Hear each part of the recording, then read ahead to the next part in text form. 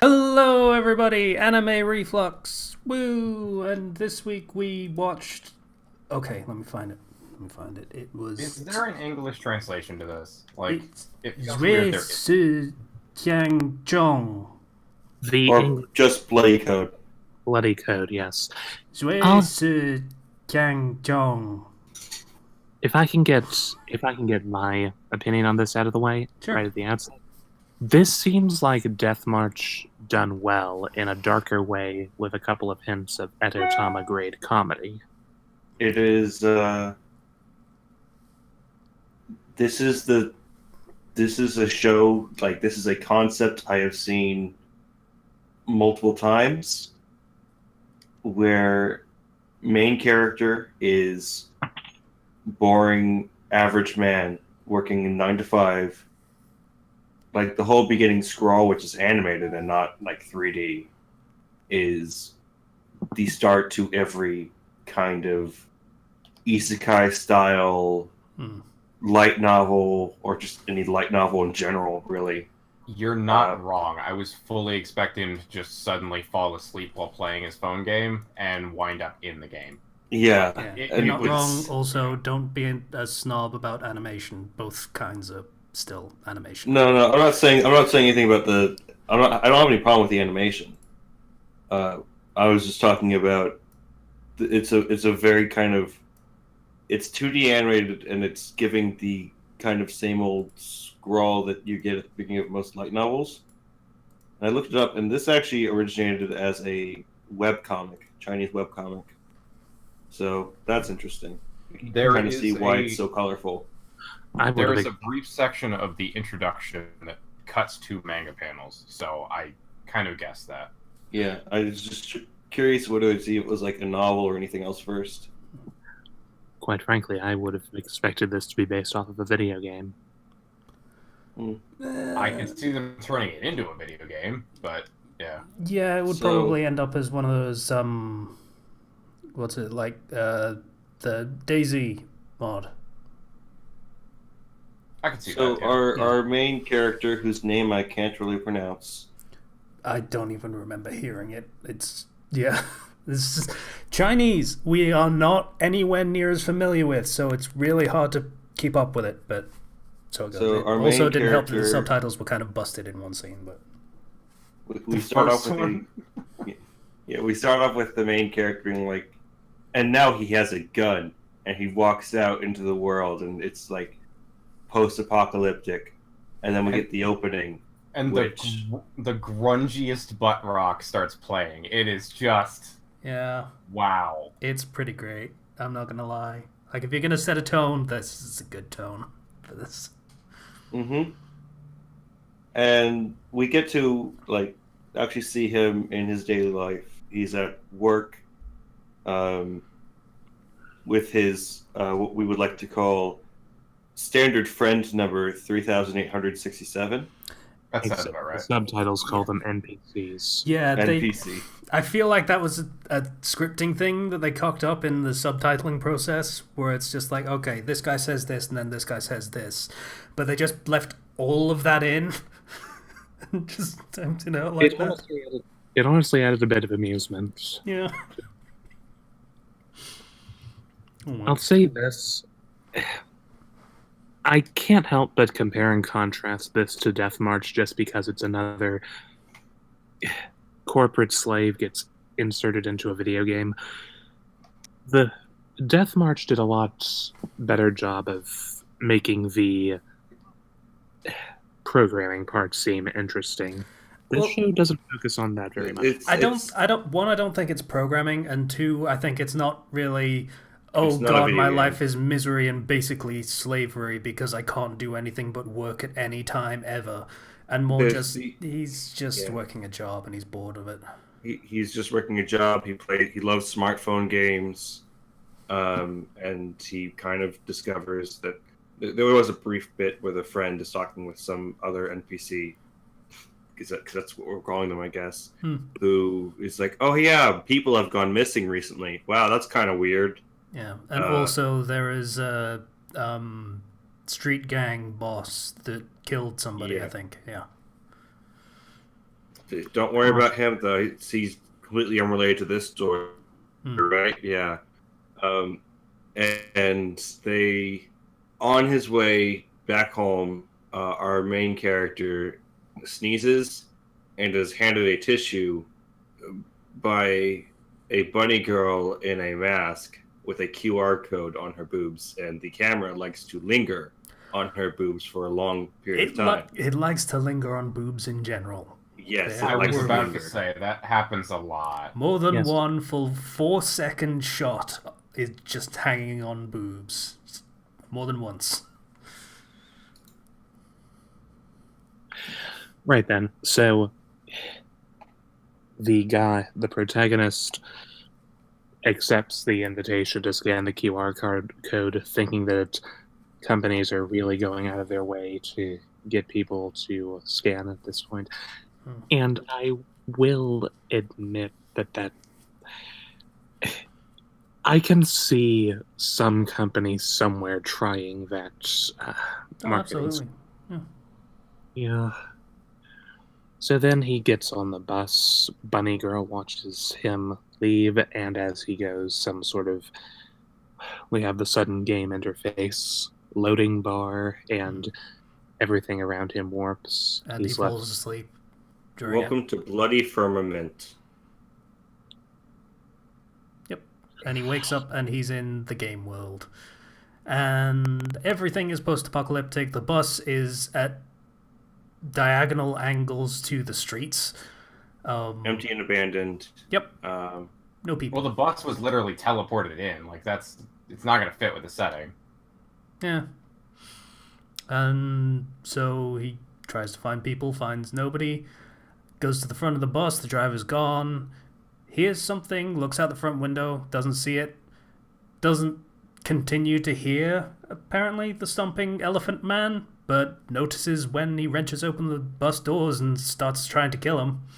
So, So yeah, we have a lengthy scene of him trying to survive as elephant mask guy lunges at him first with a knife, and then when he loses the knife, he tries beating him with his immense strength. Then he starts picking up the chairs and throwing them. yeah. And I just want to point out something that is an ongoing problem with this throughout the episode. mhm. One, it's got the Iron Fist problem. Way too many fucking cuts. It's ridiculous. Yes, I was going to comment on that. I didn't notice that particular problem until he was fighting the woman in the parking garage later. Yeah, that was the moment when I actually realized that. But looking back on it, there is Yeah, it's the action in this cuts way too many times. It can be disorientating. not even a second is left on a single shot. It just cut. It's ridiculous. To its credit, it's not Transformers. You can actually tell what's going on. It's just a little disorienting. The Elephant Man fight is not the worst example of this. And it's the And fight later on. other problem is that actually causes even more disorientation is it does not like the 180-degree rule at all. Like, the camera is constantly just sort of... It's almost like it's trying to do the fight like a conversation, having shot, reverse shot, but you don't do fight scenes like that. That's not how that works. Yeah, you don't do fight scenes like that. It's Yeah, you're supposed to say one side of the action and not cross over to the other side, because that, it keeps everything in a line so you know what's what and what's going on and what's where, which is really important.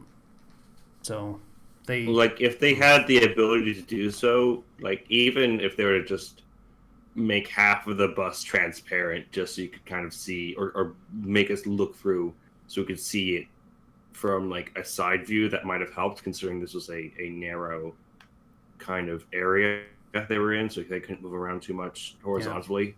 Yeah. But yeah, so they fight, and eventually, I believe protagonist guy gets put through the side of the bus or something. And survives because anime logic, video game logic. Yeah, So- kind of. You're not wrong. I repeatedly was thinking that during that entire fight scene, like, okay, that's a broken back, that's a broken back, that's a broken neck. Kenshi would be having a lot of fun if he were here. Yeah. I mean, the part where he gets shoved into the side of the bus so hard that the bus bends, yeah, that you wouldn't walk that off, basically. But the metal cage of the bus, yeah. They end up outside, and the fight goes on for a little bit, and it Elephant guy tries to pick up a cement block that's on the street to try to crush him with that, and then awkward pause as guy with the immense strength isn't quite strong enough to pick up the fucking shit's heavy.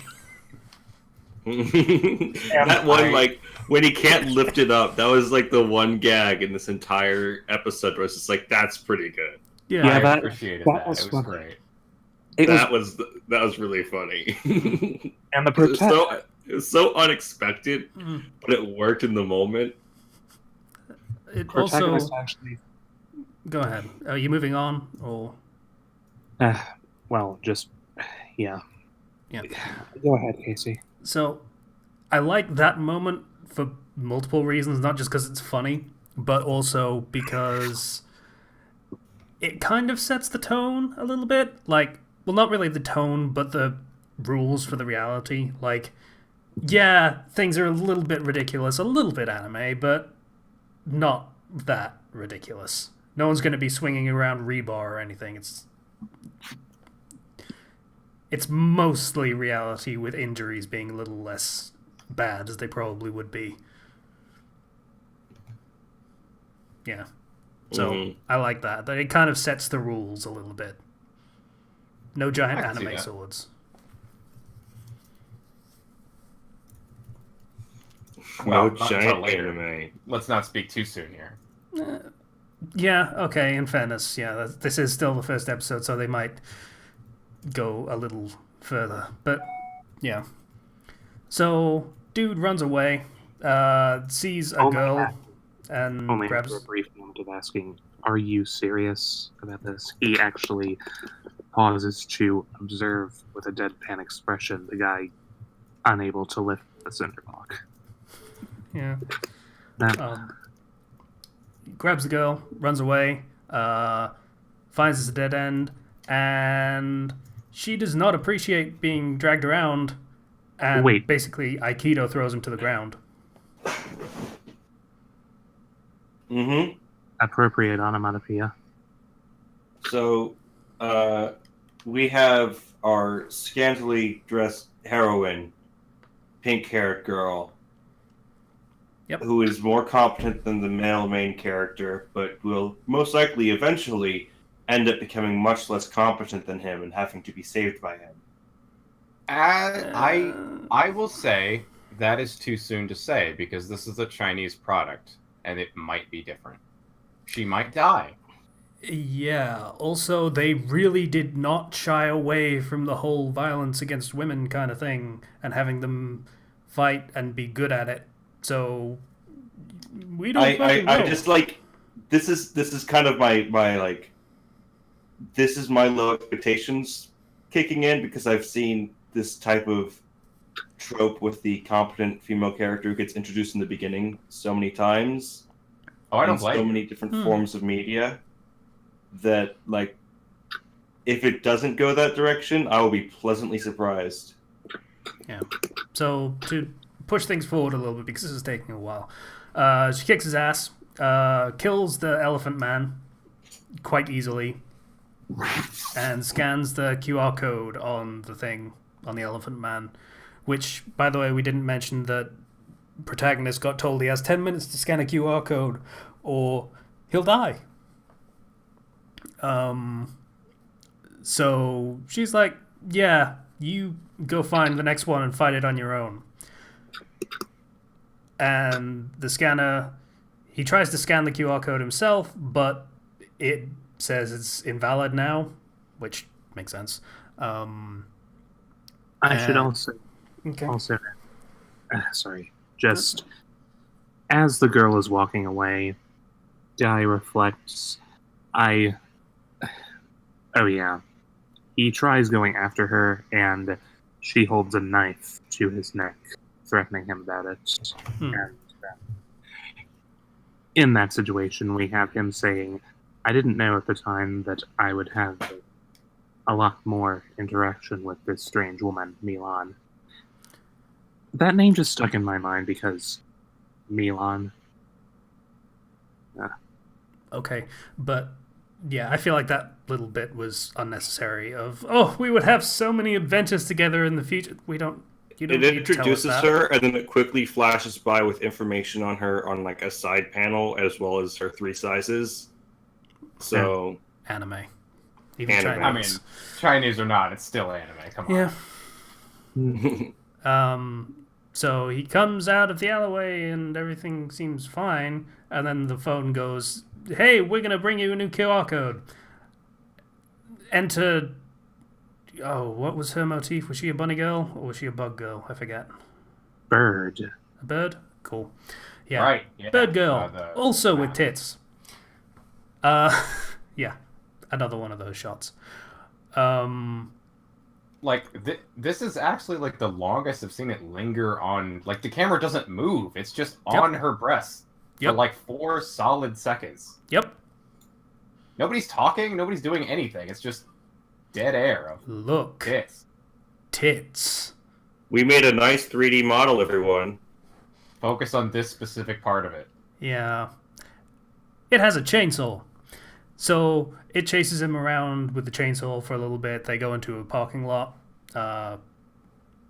building parking lot to be clear, and he manages to. No, he doesn't. He hides in a toll booth or something, and she tries to, overhand swing with the chainsaw, and it gets stuck in the roof of the toll booth. Which I think that was supposed to be a gag, but it wasn't really. Yeah, didn't quite land the same way as the Elephant Man thing did. But yeah, she has lost the chainsaw basically, and fight, and he goes back and grabs the chainsaw, and is like, "Don't come any closer. I'll call the cops and stuff." And then she rushes him, he revs the chainsaw, and runs it through. Kind of unintentionally. Well, she runs herself through, basically. Yeah. He gets a red flashing warning sign saying, "Hey, scan the fucking QR code, dude." So he does. Scan the code. Oh yeah, he throws up as well, because killed a person. Kind of. Messily. Like, wow. Yeah. Oh, and he throws up without actually throwing up, because that's hard to model. I mean, it's true. So he scans the QR code and falls back asleep. And he's like, "Hey, congratulations on your free lifetime membership in whatever it was called." Excel World. I mean, Bloody Ferment. Or whatever it is. Yeah, I don't actually remember what the thing was called. But Excel World. yeah, that's pretty much the end of the episode. Is him falling asleep and going back to reality. Oh, there goes Rabbit. I was expecting, I swear I was expecting and this is probably going to be like the start of the next episode, bring up the stat menu, pick your skills.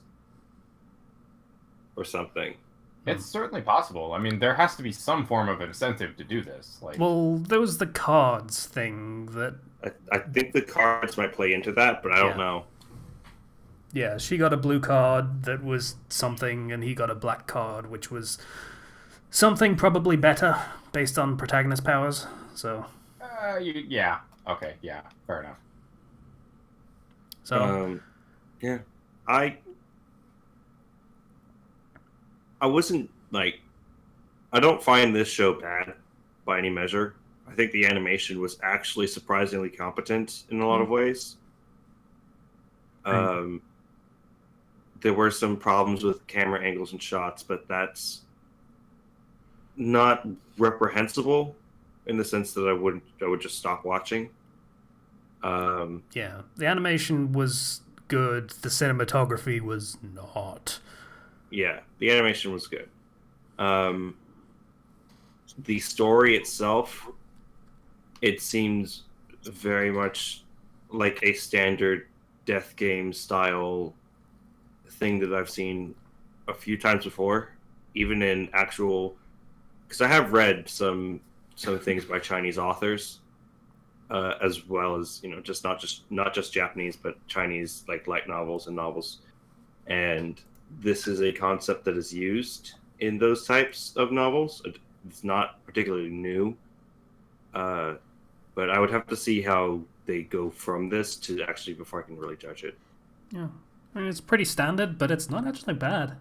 Yeah, no, it's not bad. It's actually like I'm okay with this. This is it's solid.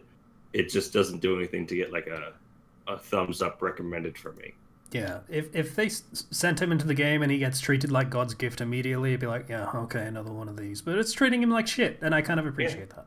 I appreciate that he got beat the crap up. Like he just got like that freaking fight against the Elephant Man. He just got slammed against everything. It was kind of hilarious, and I think if the show really shows his growth, makes everything feel earned, and also plays into those like bizarre moments of actually funny comedy, it can really have something here.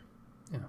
Like, comedy is, I mean, fights are silly sometimes. Like, stupid shit happens. So I appreciate a show that embraces that. Yeah. I do want to point out, for some reason, the comments for this fucking show hated it. I'm not entirely sure why, but... Well, that's weird. Yeah, I don't hate this show at all. I just think it's, like, I would need to see more before I can see how far this, like, how good this actually is. Yeah. Were the comments pointing to anything in specific, or because like nothing really stood aside from the weird subtitles sometimes and the grammar being a little off? But I think it was like this is kind of basically that. Yeah, it's one is generic, and two, protagonist is not acting with supreme competency, which So makes it's, battles. I mean, it's a solid beginning. You used that word. It's a good way of describing the show. I mean, we've only seen the first episode, so it could get bad, it could get good. Yeah, it's too early It's to got a judge. solid base. And obviously, we think a lot highly of it than Death March, because we're not the sort who enjoy that sort of thing. I've actually never seen Death March, so I have no idea what you guys are talking about when you compare it to that. Death March is a very standard isekai. Ah, gotcha. Not even a standard one. It's like the worst habits of isekai. Just guys living a boring kind of crappy life. Suddenly he's in a video game world and has all of the power and money and everything he could ever want ever. Yeah. Wait, is that the one where the guy has like a bunch of daughters that also want to sleep? No, that's No, that's a different Ragnarok. one. That's the bad Gotcha. one. Naturally, That's Zero also knows bad. exactly what it is, but in fairness, so did I. But yeah, this I is the one where only he saw gets... the video that like somebody else did on it. I never actually saw the show itself. Yeah, I think that was Digibro. Yeah, this was the one where he gets 3 superpowered spells, immediately uses it to kill an army of high-level enemies, so gets all of the money, all of the experience, and he is the best at everything, and now can cast those 3 superpowered spells pretty much as he wants. Right, I remember that. Yeah. And had a way better concept just as the base setup for it, of just being in a shitty job in a game development company. Not that I'm bitter. I agree, and I like supernatural involvement a lot more than standard slice of life stuff. But anyway, enough of the old show. Who's going to go for the new one? Oh shit, good point.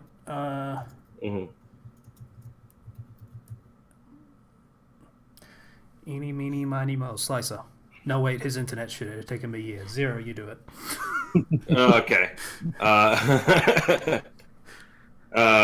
Well, what's the? It's 27 or 26? 26. 26. Got it. Rolling and 13. 13 M. What do we got? 119. I'll be the very best that no one ever was. 46. 46.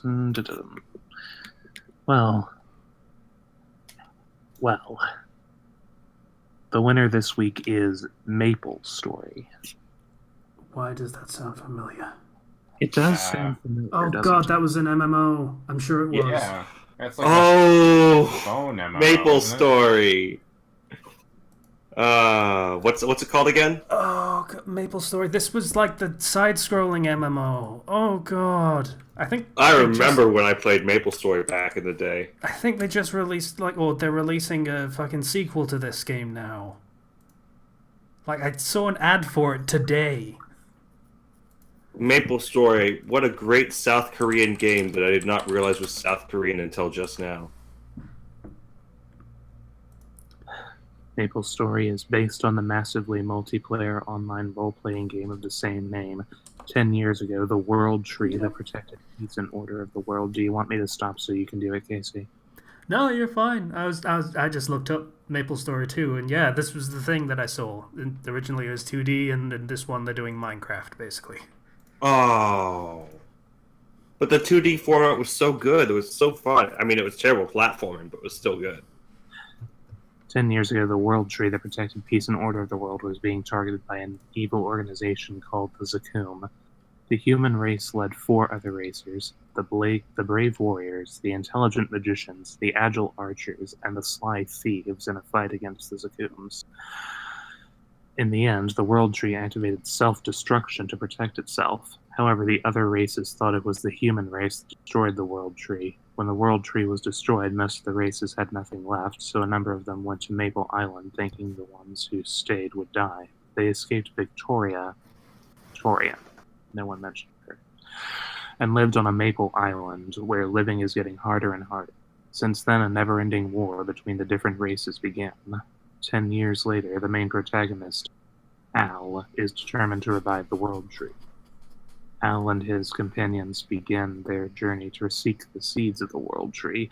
At the same time, the Zakums reappear to get the seed first to rule the entire world.